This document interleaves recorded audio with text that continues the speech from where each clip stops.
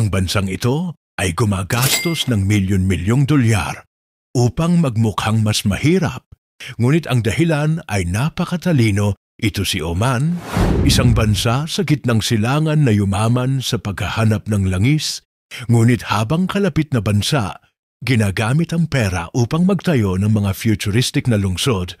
Ang Oman ay hindi nakagawa ng isang skyscraper. So anong ginagawa nila sa pera? May napagtanto si Oman. Ang buong rehiyon ay nagiging sentro ng turismo dahil sa mga modernong lungsod.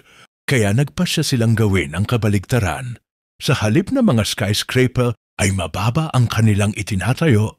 Sa halip na kanluranin ay pinoprotektahan nila ang kanilang tradisyonal na estilo. At sa halip na ligaw ay nakaka-relax sila. Ginagamit ng Oman ang pera para maging komportable ang lugar para sa turismo. Habang pinananatiling hindi nagalaw ang kanilang pagkakakilanlan dahil ang pagkakaiba natin ang nagpapaganda sa atin.